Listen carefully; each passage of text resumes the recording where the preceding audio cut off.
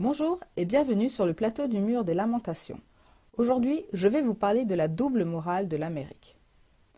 Le secrétaire d'État américain, John Kerry, a ouvert la conférence sur la Syrie en critiquant sévèrement l'usage de la torture. Et pour cette raison, il a exclu le président Assad de toute participation à un éventuel gouvernement de transition en Syrie.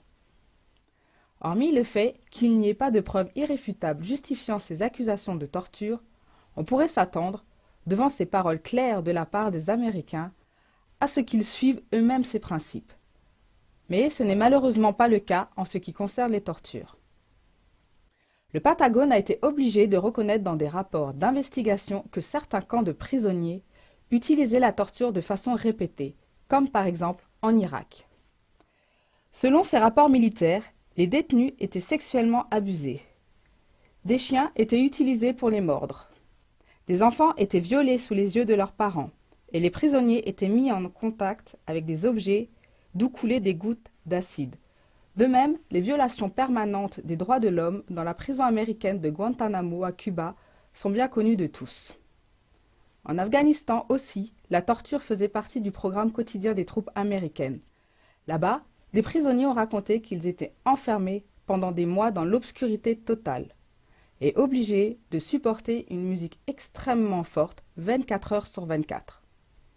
D'autres, qui étaient enfermés par groupes dans des cages, avec interdiction de se parler, devaient se lever toutes les 2 heures pour des contrôles. Beaucoup de ces prisonniers avaient été emprisonnés pendant des années sans inculpation et sans jugement. La prison américaine de Bagram en Afghanistan est devenue célèbre en 2002, quand 2 prisonniers ont été ligotés, attachés au plafond et si brutalement battus qu'ils en sont morts. Ces tortures n'étaient pas seulement des actes isolés commis par quelques gardiens de prison sadiques.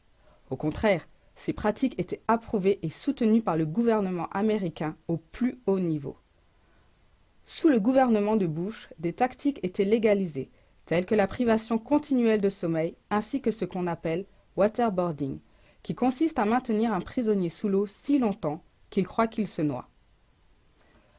Aussi bien Alberto González que Mikhail Chertoff, tous 2 ministres à l'époque, avaient rédigé des rapports où la torture jusqu'à la mort était considérée comme acceptable. À la lumière de ce contexte choquant, chers téléspectateurs, nous pouvons conclure que les Américains eux-mêmes ne satisfont pas aux normes que le secrétaire d'État Kerry a imposées au gouvernement Assad. Au revoir et à bientôt.